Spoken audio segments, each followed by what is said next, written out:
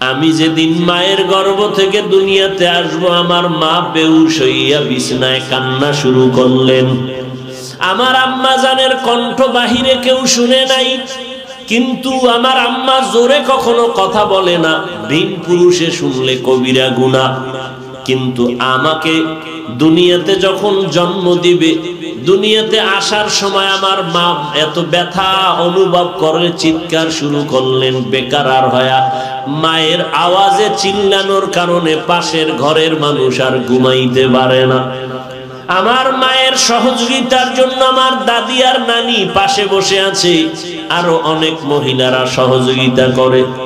আম্মা জান কান্না করে বলে, ও শাশুড়িরা চলে যাও, মা চলে যাও, আমার স্বামীকে ডাক দাও, আমার স্বামীর সাথে আমি একটু কথা বলতে চাই।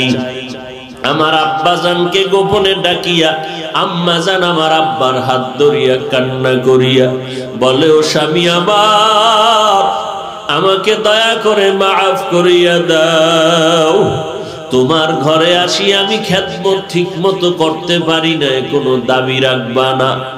আব্বা যেন কান্না করে বলে, বিবি কেন কাঁদো? বলে, আমার উপরে 7 আসমান ভারী হইয়া চাপছে, আমি মনে হয় প্রসব বেদনায় মরিয়া যাব, কত মহিলারা মরিয়া গেল, ও স্বামী আমারে মাফ করিয়া দাও। আমার আব্বা জান আমার আম্মাকে সান্ত্বনা দিয়া নামাজের মুসাল্লায় দাঁড়ায় গেল। আব্বা জান সিজদায় পড়ে কাঁদছেন আর বলছেন, আল্লাহ, আমার স্ত্রীকে তুমি সাবিরিনদের অন্তর্ভুক্ত করে দাও। আয় আল্লাহ, সুস্থতার সাথে বাচ্চা দুনিয়াতে তুমি পাঠাইয়া দাও। আমি যখন দুনিয়াতে আসছি আমার দাদি আর নানি ধরছে, মা তো বেহুশ হয়ে গেছে, কোনো কিছুর খবর নাই। আমাকে মা, আমার দাদি, আমার নানি ধোয়াইয়া মুছাইয়া এরপরে মায়ের কোলের মধ্যে দিছে। মা আমার ফুটন্ত চেহারা দেখে হাসি দিছে। এবার আমার দাদি নানি কয়, বাচ্চাকে দুধ দাও। আম্মা জান দুধ দেয়, দুধ নাই, মায়ের বুকটা খালি হয়ে গেল। আব্বা জান দৌড়ায়া ডাক্তারের কাছে গিয়া কয়, ডাক্তার আমার বাচ্চা দুধ পায় না, তাড়াতাড়ি ঔষধ দাও। আমরা কতটাই দুর্বল, অথচ একটা ছাগলের বাচ্চা দুনিয়াতে আসার পরে সহযোগিতার জন্য ডানে বামে কেউ লাগলো না। 4 পায়ে দাঁড়াইয়া কাউকে দেখায় দিতে হয় না ওর মায়ের দুধের ওলানটা কোথায়। বাচ্চাটা মায়ের ওলানের মধ্যে মুখটা লাগাইলো, মুখ লাগায় দেখে দুধ আসে না, ওলানটা বড় ভারী আর শক্ত।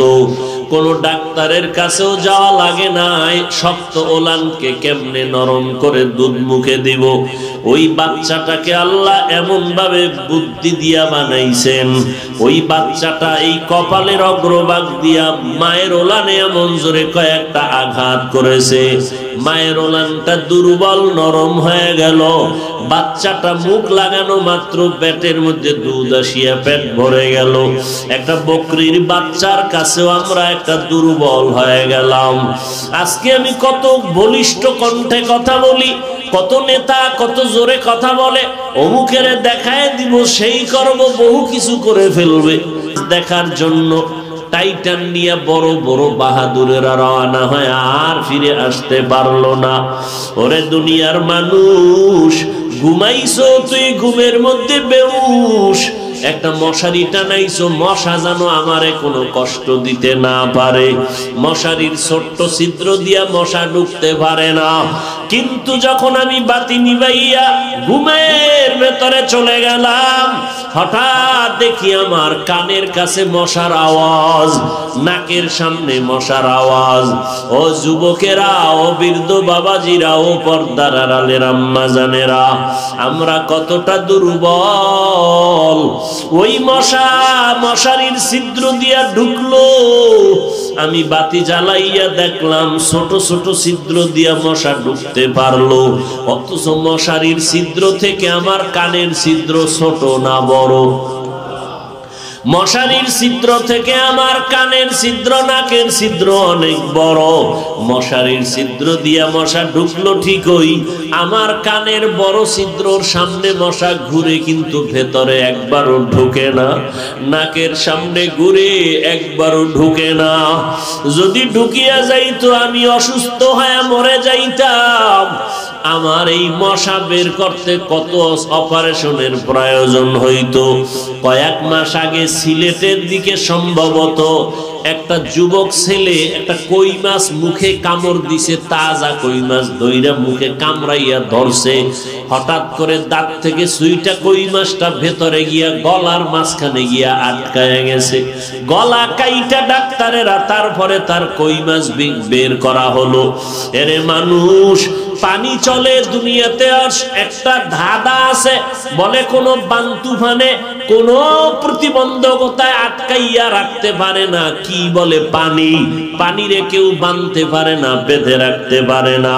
পানি কাটা মনেও চলে, সব জায়গায় প্রবহমান।